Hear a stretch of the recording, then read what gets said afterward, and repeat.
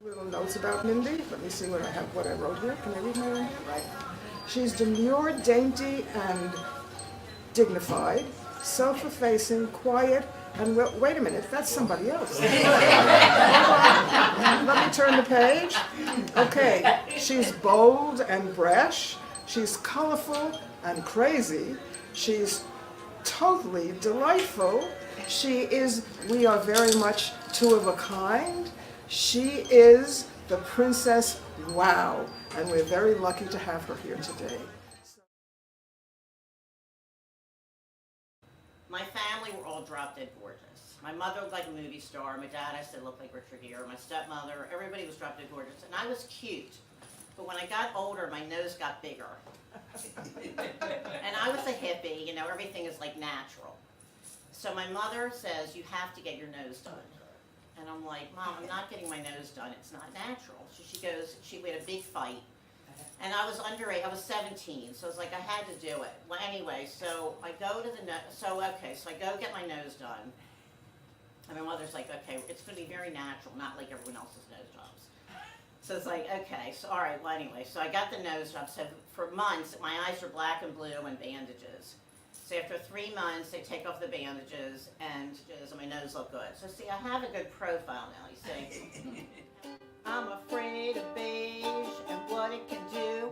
I'm afraid of beige and what it's done to you. You live in a world neither here nor there. You live in a world where all you care about is beige. I want to tell you about Princess Wow's Hat Happening show with her ukulele intermissions. It's a show that tells wonderful stories from Mindy's colorful life, and then the whole show culminates when we all get on stage. We get the big dress-up box out and we all try on hats and have our picture taken. It's a wonderful thing. It's a bit of a laugh. It's a great show. You like that? That's good. You want to walk around a little bit model? Well, not really. Okay, now smile. Pretend you're like the queen of England. I'm not sure what you She just go like, how she waves, That's what it We're just having fun. Oh yes, and a little. Okay, wait a second. That's lovely. That is actually. Oh, actually, it huge. matches your outfit, That Jan. really is, Look at yeah. that. How could it not? That is Wait really. a second. Wait. How's that?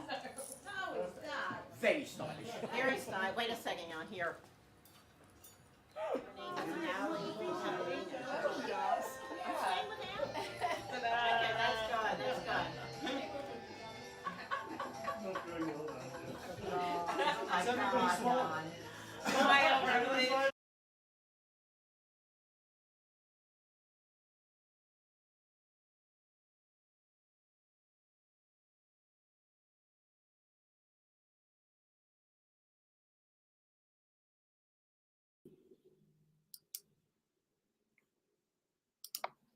Happy Friday, everyone, and welcome to the latest edition of Richard Skipper Celebrates. Who or what are you celebrating today? That, of course, was Mindy Fratkin, a.k.a. Princess Wow. She has the smile revolution going on. She's all about color. I shouldn't even have her on the show today because I gave up sugar for Lent. But she is one of the sweetest people that I know, and I'm thrilled that she's here. And here she is in the flesh. Princess Wow. Hi. How are you? I'm good. I'm better now seeing you. Well, thank you. And today is Banana Bread Day. And I know that you're also a baker. I am. Do you make banana bread? I do, but I haven't in a while. And right now I'm really into chocolate chip cookies. Well, we're going to talk about your upcoming show mainly because you're going to be at Pangea on the 11th of April. I have the flyer here, which I will share with everyone. And I cannot wait to see the show. Because, as I just said, you exude happiness, smiles, the smile revolution. I already know why you have the smile revolution. But for those who are meeting you for the first time, what is the smile revolution? Okay, well, the mission is raising awareness to the healing power of a genuine smile. Sincere smiles only apply. Mm-hmm. The Dalai Lama said there's 16 kinds of smiles, right? So there's a lot of fake ones out there, but this is just the ones with love, obviously. And it started let's see, 2005, about 18, was it 18, 19 years ago? The last time I saw my dad conscious, he gave me a big grin, and that smile changed my life for the better because we had a very difficult relationship. And the last month of his life, I was in Florida by his side, and we had a lot of healings over the years. And then anyway, that last smile had a huge impact on me. And then I went back to New York, and I was doing my hat happening for an independent film. And I was interviewed, and out of my mouth came, "We need a smile revolution in the world." And that's inspired idea manifested like later on that year. I almost didn't make it that year, but after he died. But the point is that the idea came to me Christmas week '05, and I was on the radio a lot in Woodstock, and I announced it on the air, and then my whole life changed for the better. Yeah, go. Well, I'm all about color, but I also want to mention that another thing that you and I have in common is that we both started our live stream podcast Right. around the same time. You have your own Princess Wow station, and how's it going, by the way? Good. It's evolving. Right now, I'm only doing one more till my show because I've got to focus. Mhm. So I have one coming up this Tuesday. It's Bob Dylan in Minnesota. You know, Wow. his early roots. Yeah, there's people who know Bob, who grew up with him, and so it's really interesting. So I have that coming up Tuesday at 8:00. But the thing is that I just need a little break because I got to really focus now on the show. So I have to ask you because I'm into numerology, a lot of woo-woo stuff for me, and and colors and everything. What is the color of the day for you, or do you just get up and randomly choose what you want to wear that day? Oh, it's just inspiration. I just literally I just wake up and I'm like, okay, what do I feel like wearing to? Or if I'm doing a show, it's like, oh, what do I feel like it has to look good, from here up. So it's just inspiration. I don't So pick a usually color don't pre-plan. for today. What? Pick a color for today. Well, red. Well, Then you and I both like red. I know you love red. we'll go with red right here. I'm trying to get this to change. But it's not changing. I just put my red hat on. Oh, it matches my poster. I didn't even realize it was matching my poster. Wow. Well, anyway, I tried to change the color here, but it wouldn't let me change. Maybe it's because we're already live. But Mindy, we're going to meet some of our other guests right now. Right. Okay. But before we do, as we do on my Friday show, we always pick a mystery card. And I have 4 cards laid out because we have 4 wonderful guests today. So pick a number 1 through 4. 3. And your card of the day is... This is always challenging, Richard. This is not No. easy. Describe your worst color catastrophe ever, or have you ever had one? My worst catastrophe. Color. Color catastrophe means something I wore that didn't Either match. with your hair, what you wore, anything having to do with color. With my hair. Oh, well, one time, see, this is my natural color. See this gray, this is like 3 colors. But one time I had my hair dyed gray and I didn't like it at all. It was like really bad, but I had all my colors around it, but I was like, I hated it. So I had to change it. I mean, how far out were you? I mean, far out, leaving the salon before you realized that you had made what you thought was a mistake? Well, I think it didn't really bother me until I saw myself in pictures. And then I'm like, this is like not for me, but I ended, because it was one color gray. And I'm like, because gray's in style, a lot of young people wear it. But I like multiple colors. See, my real hair is like 3 different colors. And then I have my blue on the bottom. But like when it was one color and it was not the right shade of gray. So, and I'm not a gray person. But I like this. I do like my real color. It's like salt and pepper. Well, I love gray. But have you ever had pink hair? Pink? Yes. Yeah. I had pink. Yeah. Well, I have pink wigs. I got aqua wigs. I got all colors of wigs. But then, that. But then my hair was pink, and then it was blue, and then it was purple. And then this is just me growing it out. And then still have the blue down here, but I'm going to keep different colors down here. Well, I love pink hair, especially Oh yes, especially when it's on Marty Miller. yes, I love it. It's And Michael great. there, how are you? Good. How are you? Hi. And I'm Mindy good. and I are Facebook friends, but we've never actually spoken before. Exactly. So now I'm so excited to meet you. Do. Well, I want to tell everyone that finally, we have a dear friend. I think you all know her, Bobby Horowitz. Yeah. And for years, Bobby says, I'm going to write a song called Scheduling in New York because there's nothing like it. And on any given night, and I want to talk to Marty and Michael about this, but on any given night, you can walk, if you go to Don't Tell Mama especially, there are 2 shows going on at the same time. And I know that when I walk in the door, sometimes the artist that's going into the next room is excited that I'm there. And I'm going, I'm sorry, I'm going to the other room. Oh wow. I'm committed to that. But finally, I got a chance to see your celebration of Stephen Sondheim and your relationship with Stephen Sondheim. Yes. So kudos to Marty and Michael for a brilliant show. I see a Bistro Award in your future. I see Mac Awards in your future. It's going to happen. I see it. I know it. You don't need to cross your fingers. We're delighted that you could make it, and we've, as I was saying to you before we went on the air, it's been so gratifying for me to take this story, which is so personal to me. It's just about as personal as it can get, and something that I haven't talked about, that most of my current friends don't even know about me. And to put it in a show and have people respond to it so positively, the nerdy little fat brainy kid in me feels very loved when people say that story means something to them. And you and Michael have such a great symbiotic relationship on stage. I don't know what's going on behind closed doors. Parasitic behind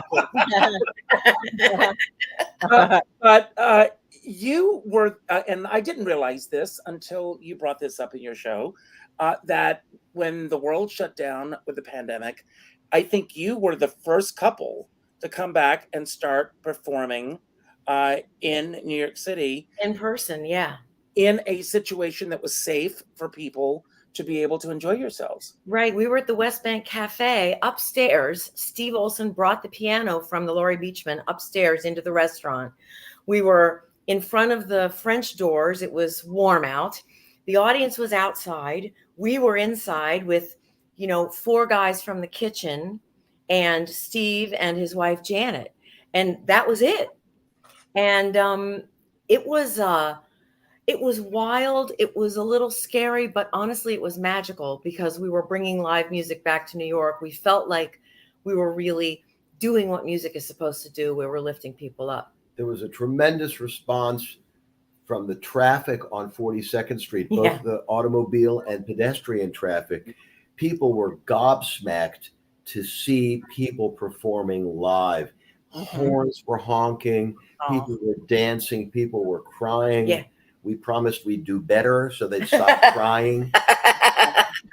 And people They only cried when you played, not when I sang. So there were people singing along, and it was really something. It was like, we had won some sort of war, and I guess we kind of had. Yeah. It It really changed the way we approach. I mean, we both have always had a positive and sort of heart-centered way of performing. It's one of the things that brought us together. We're both very passionate about performing. But coming back after the lockdown, I think that changed us. I hope it changed us all, but I mean, I can only speak for us. I think it gave an added something to the way we approach our performing. We're very conscious of wanting to lift people up now. I mean, obviously we want to make art. Obviously I'm an insufferable pedant and I want all the lyrics to be absolutely correct, but we're really conscious of, like Michael says, it's a blessing to be in the happy business. Yeah. We're very lucky. I have been quoting you on that because that is such a great thing to say. we are lucky to be in the happy business. And Yeah. look at Princess Wow with her Smile Revolution. It's all about, uplifting people, Right. hopefully, making people feel great. Michael, I want to ask you, you and Marty have been together how long? 20 years. Almost 20 Yeah. years. Lean forward. Oh, No, that's okay. And how we'll make it 3D. Not that far. and how much were you aware of this history that Marty had with Stephen Sondheim? Not I knew of it as a thing that existed, but I didn't know the depth and the import of it until we started really getting into it, because it was something that I think Marty sort of guarded within herself as almost a talisman, to sort of that she could visit and nobody could hurt it or her. That's true, because there are so many people, not just in New York, but everywhere, but especially in New York, who, if you say, I have been corresponding with Stephen Sondheim since I was 13 years old, the first thing they want to do is tell you that they've been corresponding with Sondheim since they were an embryo. And, that everything has to be, especially when it comes to celebrities, everything has to be a competition. Right. And it's the reason that most people who knew me didn't even know this about me. Yeah. Yeah, there are certain things which you have, if it's really important to it, You have to protect it. you protect it. Of So course. when it came to the point where we were going to turn this into a show, it sort of opened up the way a blossom would in the springtime. And as it opened and it became more apparent, the depth and the love and the loneliness that each of them had on a certain way, that they connected with each other, I just kind of sat there and said, yo, this is great. All you had to do was learn the songs. All I had to do was learn the songs. I didn't have to sing. I didn't, I had a couple of sort of mini cameos in it, but mostly it was getting to know his music, which honestly, I didn't have a working knowledge of his repertoire the way I think most cabaret pianists in New York do. I mean, I could play Smokey Robinson for hours, but not so much with the Sondheim. That's your next show. Marty, I want to ask you, was this, I know that Michael mentions in the show that this really came about because of Patricia Fitzpatrick and Cabaret Fest and needing a show that would fit into her theme of that season. But had you thought at all about doing a show about Sondheim? Yes, I had. And I had been thinking about it for years and years. And I have friends who did Sondheim shows. I have other friends who corresponded with him, one or two of them, because I gave them his address. And they've done their shows and read their letters on stage. And I was like, is this what I want to do? Do I want to put it out there? It wasn't until he died that I thought, maybe now I can talk about it without sullying it and endangering it. And then when Patricia announced that was the theme of the Cabaret Fest last year, it was Sondheim by the Sea. I said, well, it's a sign. Now it's time. It's now I must do it. I want to get our next guest, Maureen, on in just a second, but I want to ask you, what was your process in terms of putting this show together? I mean, there's such a library of songs to choose from. Obviously, you want to tell your story, and you brilliantly do so. It's just so perfectly put together. But what was your process in terms of how you chose the songs? My process is nothing but organic. I am not organized at all. I cannot write an outline to save my life. Whenever I write a show, I put together a bunch of songs that I want to sing, shuffle them around until they look like they might make up a story that I want to tell, and then start taking songs out that don't belong there and putting songs in that do belong. And the thing I like to say, it feels to me like the thing writes itself. But if you know that you have a story you want to tell, then I'm Richard. I bet you feel the same way putting together your Hello Dolly show. You know the Well, I story. want to give a huge shout out to James Beeman and Dan Pardo, my musical director, because the collaborative process in the rehearsal studio, every time I got together with these two men, I felt like it was firecrackers going on around me. That's great. And James, he really shaped the show that I'm presenting now. He did a marvelous job.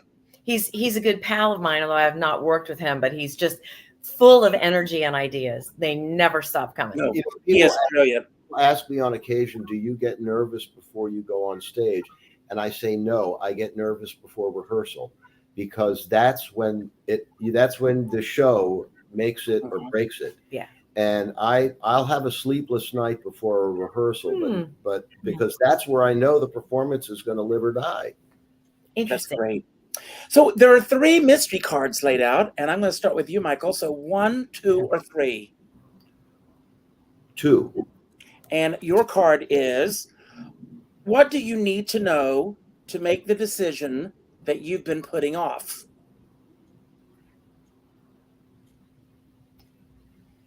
Boy, I know what he's going to say. I'll clean it up. I need to know who will be hurt or helped. We'll talk later. I want to know more. Marty, 1 or 2? 2. And your card is, well, we already know about Sondheim because you do talk in the show about meeting Sondheim. But I go, you didn't just meet Sondheim. He met you. Yeah. So, you tell this story in your show, and I don't know if you want to give a spoiler or not, but you talk about the time that you followed through and got to go and meet him. Do you want to tell the story? Yeah. I was in college. I was like 19 years old, and I wrote him a letter. We were writing regularly back then. Wrote him a letter saying that I had been in New York. I was in college at Ohio State in Columbus. And I had been in New York, and I had happened to walk by his house. Now, when I said I happened to walk by, I was obsessively walking up and down the block, hoping to catch a glimpse of him, trying to peer in the windows. And he wrote back and said, next time you're in the neighborhood, ring the doorbell, or better yet, call me. And then he gave me his phone number. So I walked around with it in the show. I tell what the phone number is. It's weird. It's weird to like say it, so talk about things that were closely guarded. So I called him and he said, "Oh, I'm home right now." He answered the phone himself. And he wouldn't usually have answered the phone himself. This was all timing, happenstance, although I'm not sure I believe that it was happenstance. And so I went over there and he invited me in. I met his 2 little dogs and I said, "What are their names?" And he said, "They don't really have names. I just call them both Darling." And that's kind of weird. and we sat and talked, and he always wanted to know what I was doing. He always wanted to know what I thought. And if he thought that I was on the wrong track, I actually don't say this in my show. If he thought I was on the wrong track about something, if we were discussing, especially something about theater that he knew something about, he did not hesitate to tell me if he thought I was full of crap or that I was espousing an opinion that sounded, as he would have put it, like Broadway bitchery. He really hated that kind of stuff. Wow. And he talked to me like an equal. And that was the most wonderful thing about that first meeting. And I don't remember a whole lot of the details about what we talked about, but except that he was kind and generous and funny and just exactly like you would want him to be. Well, I'm going to bring on someone right now who has all of those qualities herself, and that's Maureen McNamara. Hi. I am so glad that you're here because I've been wanting to do this for such a long time, and today it finally happens. Yes. So, do you know Mindy and Marty and Michael, the three, No. they're all M's today. I didn't. Yeah. You planned it. It's Yes. mnemonic. Yes. So Maureen, what is happening with you? I mean, you do voiceovers, you do theater, you've done cabaret yourself, haven't you? I only did one many years ago when I turned 50, which is many years ago now. And I did it at my church as a benefit for the church. And it was so much fun to put together. I related to you, Marty, because I had a bunch of songs. And I was like, well, what am I going to do? How am I? And I didn't know what I was going to say. And I put them together.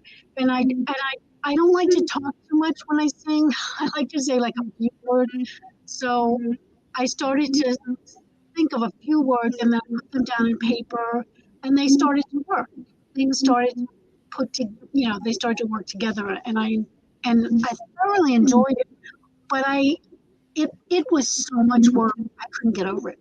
I was astounded about how much work was put into this show. So people have said to me, are you going to do another one? And I haven't done one since. I suppose I could do it again because so much time has passed, because I didn't know what other songs I was going to sing. So that was part of the reason why I wasn't ready, because I said, I think I've used all the songs that I felt so comfortable with. But it really was exciting. And we set up, the church was so nice. They set up all these little tables with tablecloths and candles, and they set up a walkway for me to enter and stand on it was wonderful.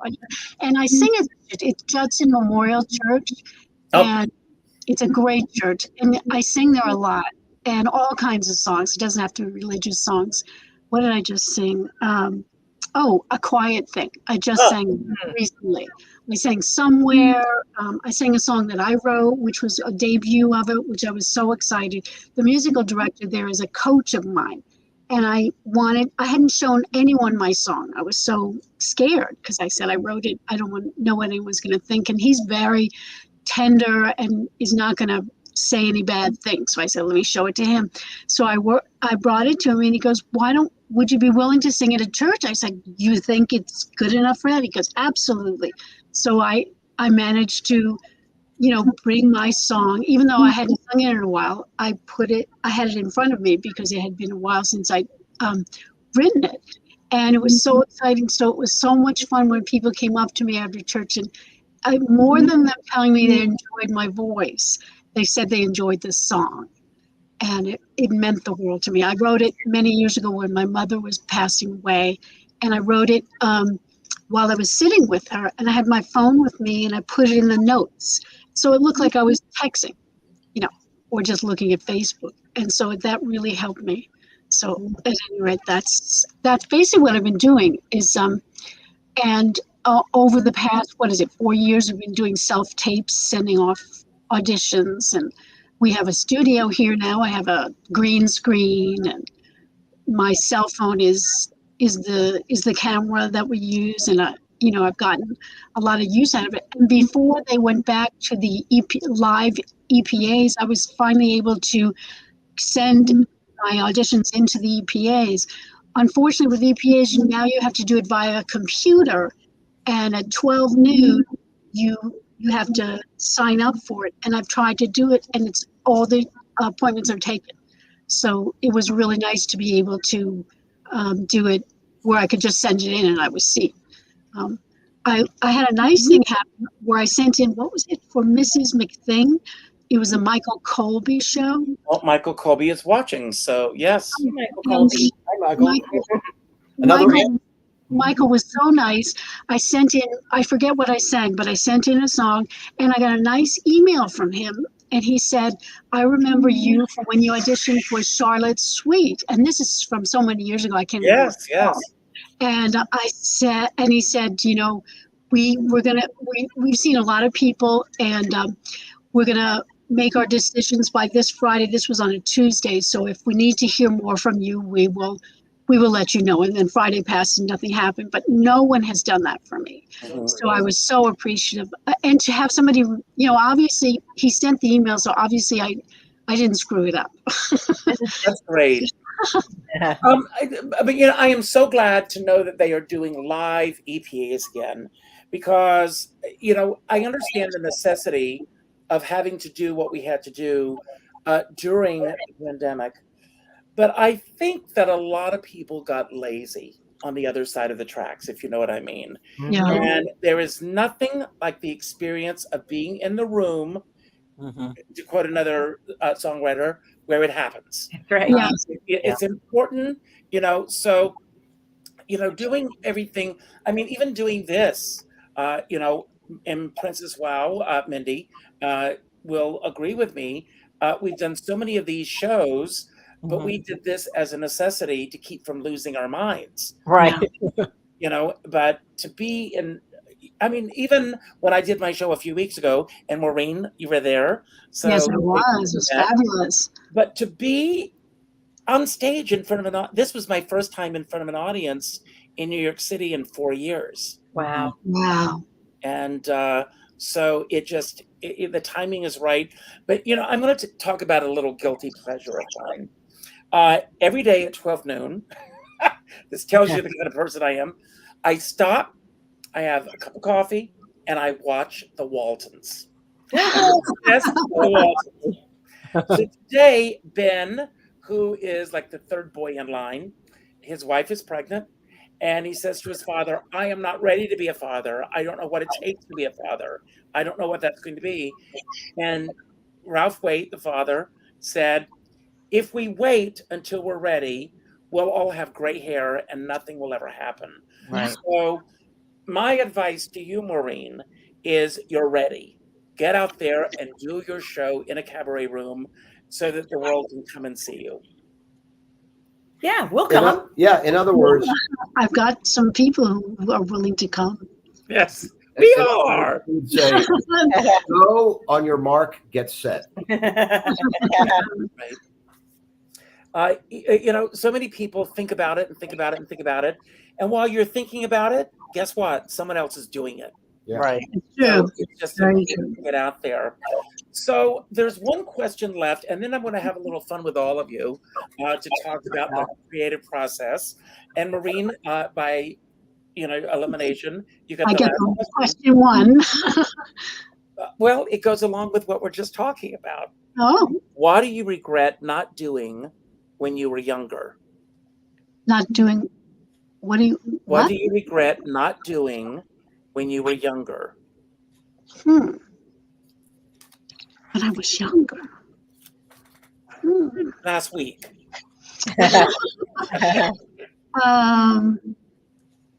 I guess writing more songs,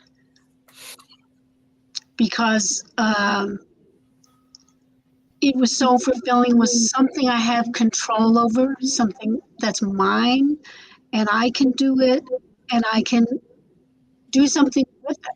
I have control over the entire process. I don't have to wait for somebody to say, yes, you can be in my show. It can be in my show. So that's great.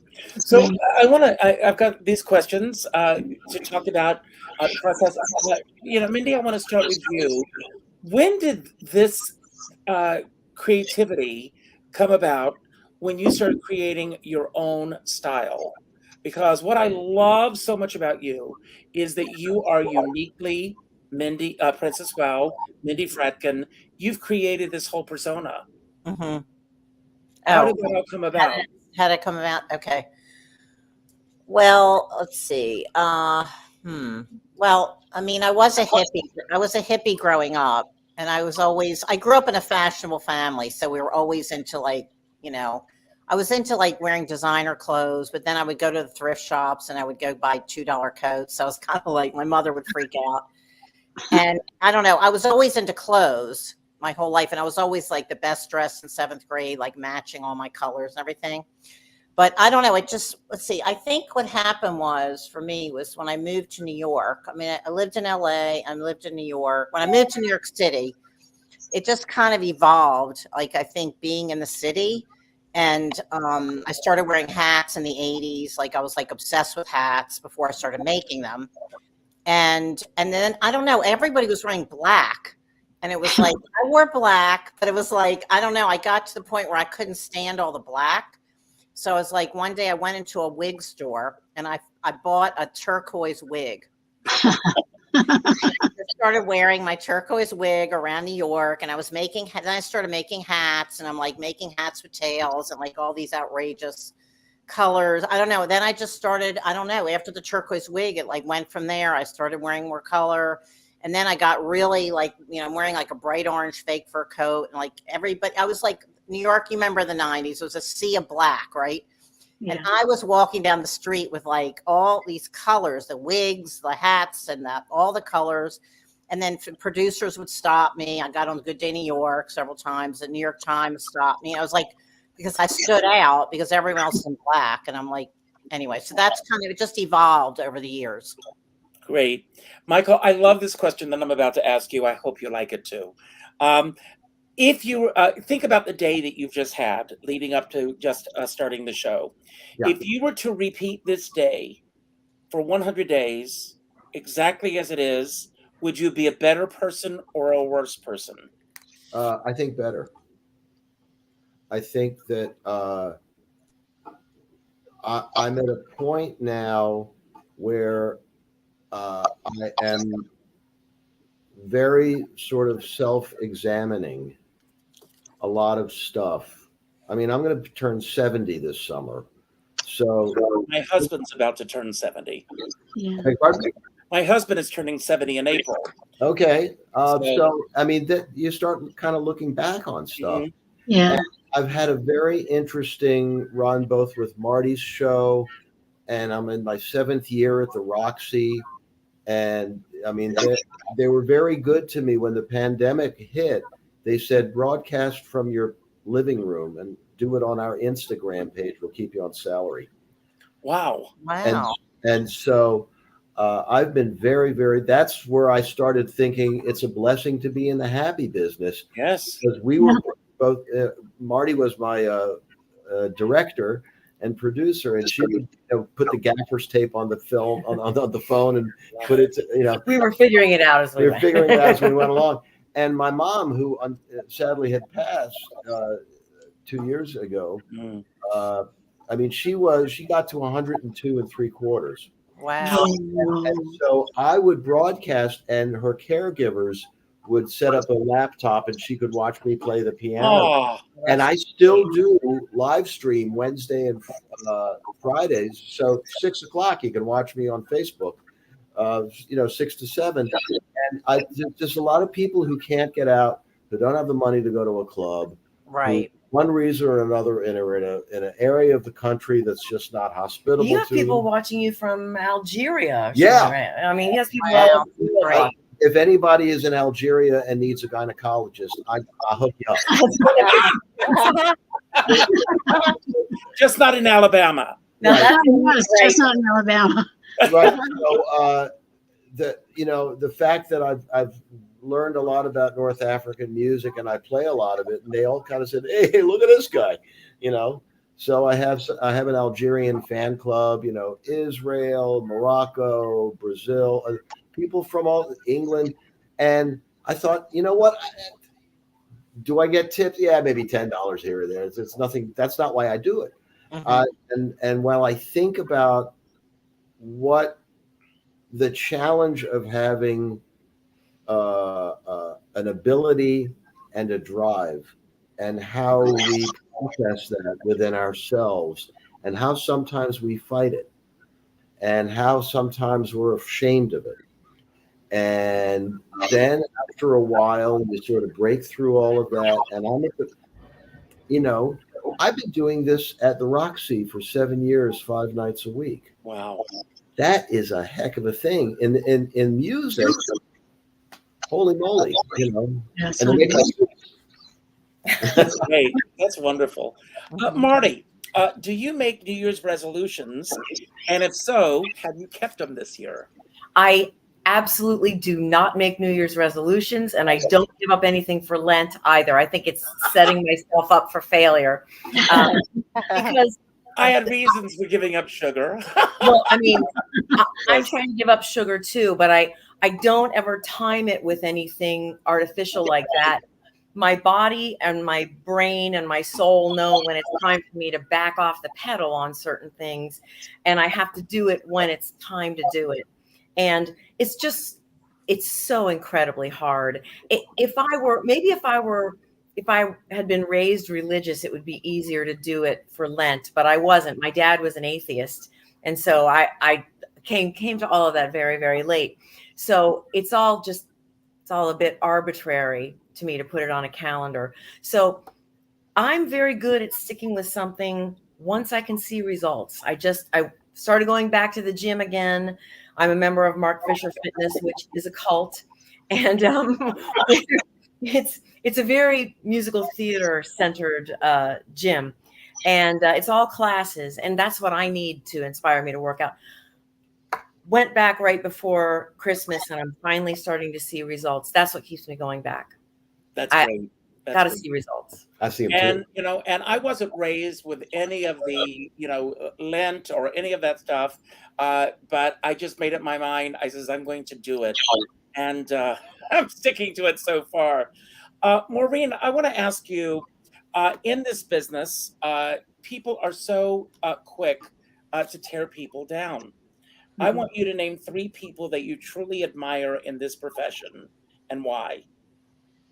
3 people. Well, they're friends of mine. My friend Claudine Cousin, I worked with her many years ago in a little night music, and she's been doing a lot of cabaret actually. And she left the business for many years, became a teacher and a principal. And I think she was still doing a little bit of singing while she did all that. And then she retired and then went back into performing. And I admire that. And it propelled me to want to go back, because I had gone into retail and then left that and went back into performing. So I admire her for that. And I also have always loved her work. Another performer is Michelle Mays, who is just an incredible person. She's so lovely. She's been working like crazy. She did Rock of Ages for many years on Broadway. She had a cancer crisis, fought that, lost her hair, which her hair is just so amazing. She had all these cornrows, and all the hair came back, and she's just an extraordinary person. And my husband, who was he's retired now, but he was a stage manager for many years. And you talk about, somebody said they're not organized. Is that you, Marty? I think she said that. He's so organized. He is so incredible, and I'm not. And so we make a wonderful pair because he helps me. He's like, why don't you, I think you need to organize this. Like my desktop on my computer was filled. I have a picture of my cat on the computer. You could barely see him. His whole body was taken up with little icons. Right. So we spent all this time organizing and putting into folders and all that. And anyway, I admire him. And of course I love him. He's the love of my life. That's wonderful. Mindy, putting your new show together, what have you discovered about yourself? Well, I previewed it last year in London, so I'm actually like redeveloping it now because I have all these like new ideas and everything. But I'm glad that I did preview it there, and my music and ukulele. I don't know. I'm feeling more confident because I did do it there, and but I have a lot of new ideas, and I have a great director. And even though I have so much on my plate right now, I feel really confident, and I feel really, I don't know. I'm getting a lot of new ideas and new inspiration. That's great. Yeah. Michael, how would you describe your best teacher in this profession, who you feel that you've learned the most from? Wow. I'm going to say Bill Irwin. many Former years. neighbor of mine. I love that man. Yeah, there was a place called the Dance Theater Workshop on 19th Street, and I used to live on 20th Street. And he taught a class in physical comedy. And before I made the commitment to music full time, I was a song and dance man and an actor and all that. And I thought this would be an interesting thing because I was a great admirer of his work. And I got to tell you, he is a fantastic, fantastic performer. And man, He's at, yeah, and he's even better at teaching. That's the one thing Wow. it just blew me away. The way he described and organized, I'm going to almost say the mathematics of comedy. I still go back to a lot of the classes. I mean, the idea that, you think of any joke, it's a rabbi, a priest, and a minister. That's three. Why? Because it's an odd number and it implies the need of a fourth to create Balance it. stability, right? Mhm. And what the last thing you need in comedy is stability. You need chaos and you need imbalance. And so when he started talking and opining about that, I kind of went, "Holy mackerel! This guy knows." Wow! And it just reorganized a lot of the way that I was thinking about not just comedy, but what affects an audience. I mean, I did a show once that was a little bit more biographical, and I opened with a sort of a surf rock version of the Habanera by Carmen, which I called Surf. Okay, and everybody started bopping their heads like this. I said, "Why does that happen?" I said, "Your body accommodates the sound of the music," and that was sort of a tangent based on what Bill talked about. If you're at a party and somebody bumps a table and a vase is wobbling like it's going to fall over, you reach for it so it doesn't fall. So your visual is affecting the way you physically behave, Mhm. and your audio is affecting. It's like when you hear Jaws, you get scared because That's right. Or Psycho theme. right, your heart starts beating to accommodate. You're already scared. You haven't even seen the damn fish. Well, that's true. And it's the same thing with Psycho. You Yeah. don't see the actual act of violence. No. Yeah, you don't. Yeah, it's amazing.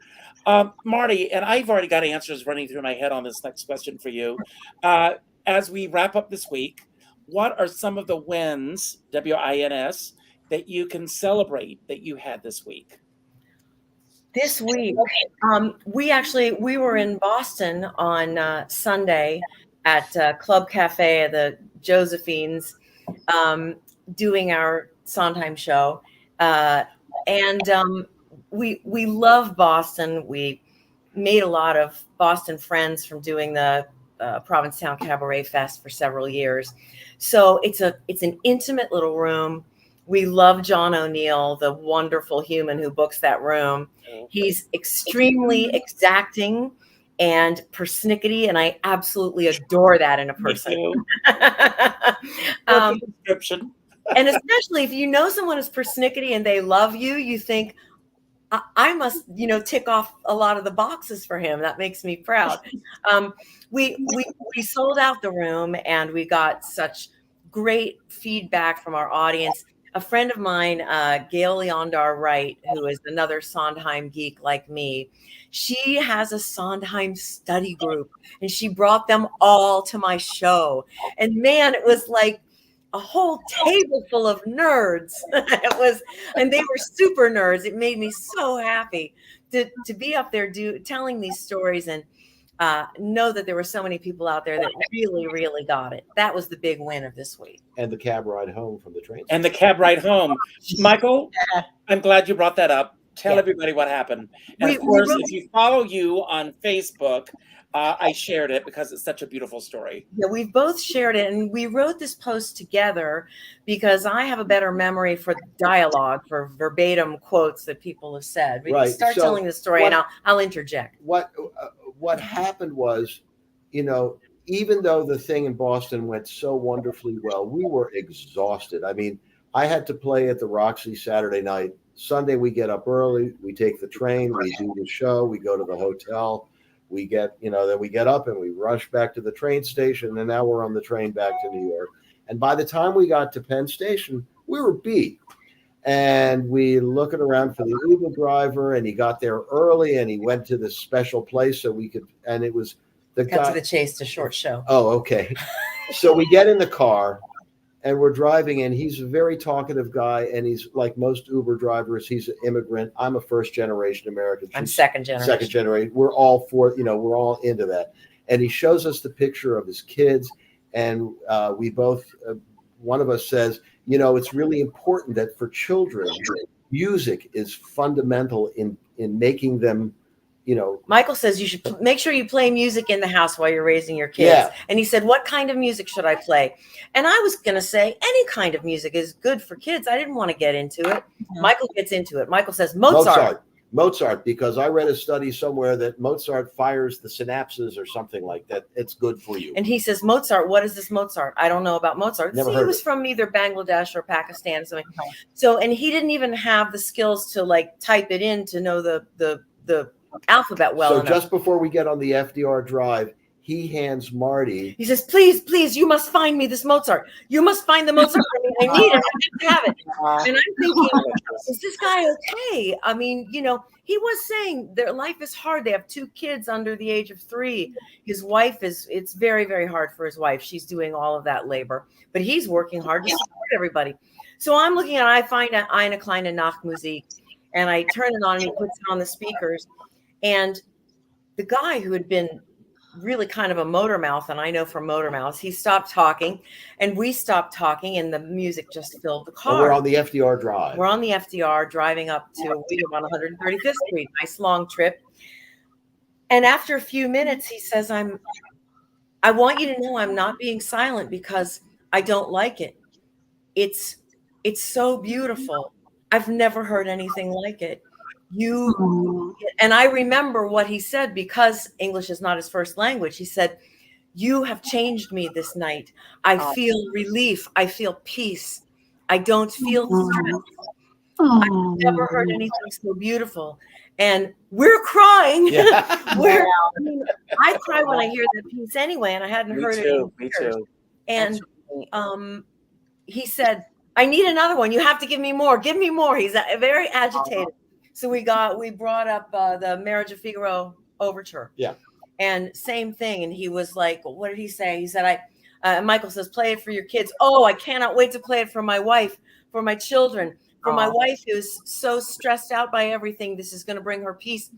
I cannot thank you enough.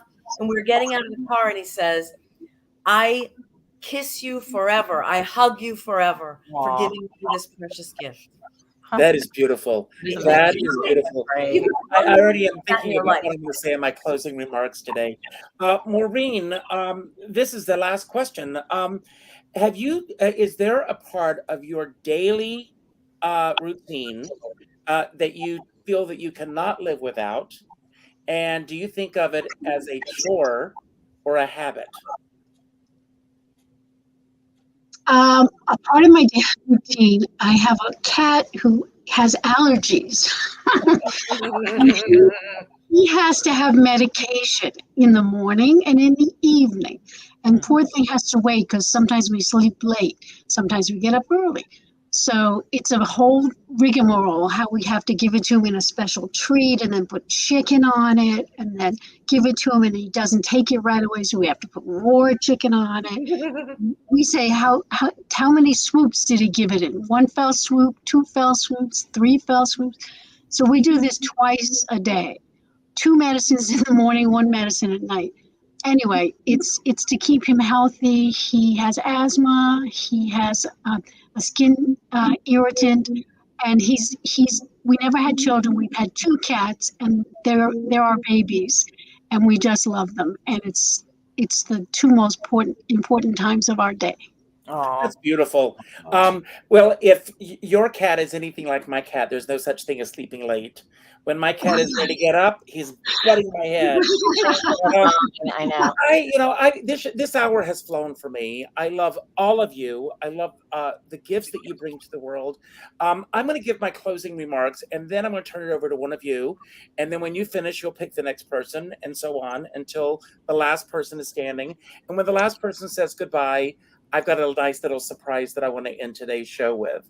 So you don't have to worry about how do I end this. I'll take care of it.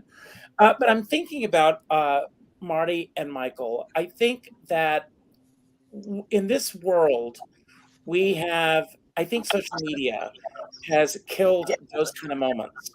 And to be in a cab with someone and to have a conversation with someone instead of checking your phone and scrolling through and going to the theater and not saying hello to the person that you're sitting next to, or going to a cabaret show, or I even say hello to the people sitting at the next table in a restaurant.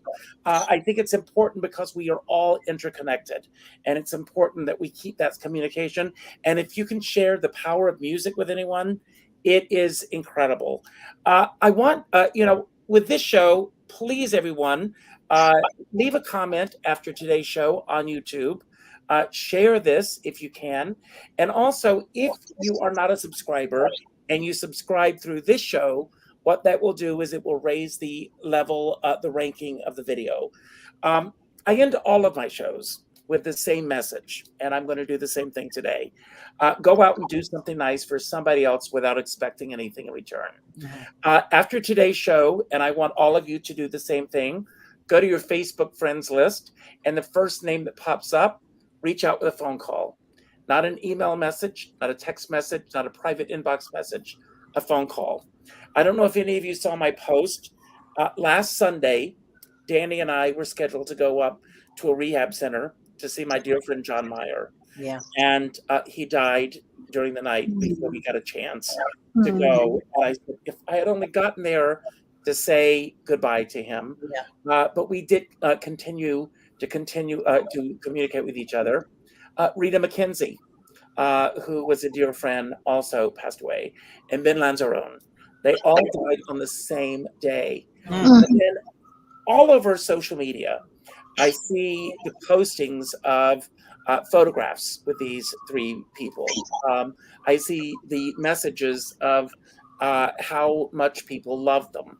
And I thought, wouldn't it have been great if all of them had experienced that the week before when they were still here to enjoy it? So I think it's important that we celebrate each other every day. So go to your Facebook friends list, and the first thing that pops up, reach out with that phone call. I have a dear friend, Sean Moniger, and he says we're all in the same storm, but we're in different size boats. And I always say, I don't care what size boat you're on, as long as you have a skipper by your side. I'm going to leave the screen. I'm going to turn it over to you, Princess Wow. And everyone, if you're able to join me on April 11th at Pangea, please be there as I celebrate you in person. And I cannot wait. So Princess Wow, Mindy, I'm turning it over to you, and then who will follow you, and so on. It's all yours. Okay. Hi. Well, anyway, thank you so much, Richard. I so appreciate you sharing my teaser and promoting my show today. It really means a lot to me, and you're a really, really wonderful person in my life. And so I'm grateful to be on the show today too. And April 11th, actually April 11th is kind of an interesting date because Bob Dylan, that was the first time he performed in Manhattan in 1962 at Gertie's Folk City. So anyway, I've been doing a lot of interviews with having to do with Bob Dylan. But anyway, there's so many challenges I know going on in the world, and some people don't understand really. Some people get what I'm doing and some people don't, but it's like we need to uplift others. And if you can be grateful for the good, there's going on, there's always good going on. That helps you smile, and it is contagious. And actually, when you smile, it's a facelift. Everybody looks better when they smile. So thanks for whoever's watching, and I'm just grateful to be here today. And that's it. So, Marty and Michael, you're on next. Thanks. Yeah, we wanted to say thank you to Richard as well for having us on today. I've been on alone. I think this is the first time Michael and I have been on together. Yeah. I just wanted to say things started turning around for me in my life and in my career when I stopped worrying about who was going to help me get ahead and started wondering who I could help. And I'm not at the top. I'm not even in the middle of show business, but there's always somebody that you can reach out a hand to, and somebody that you can give something to, give a little advice to if they ask for it, or, oh, somebody's looking for somebody to play this role in a summer theater. I'm going to reach out to so-and-so. I know she played that role before. Something as small as that. When you start doing that, it's really wild how other things start coming your way. I don't know why. I don't have an explanation for it, but it works. I'll just quote my jazz hero, Rahsaan Roland Kirk. Bright moments. All right. We'll hand it over to Maureen. Maureen. Hi, thanks, Richard, for bringing me on this show. I've watched it before and admired all the questions that were asked. I just want to answer one question you asked, Michael, which is about a favorite teacher. I want to thank my teacher, Tony DeLeva, who helped me with my voice over these many years. And thank you for this opportunity. And for anybody who's watching, it's never too late to pursue your dreams. Thank you so much.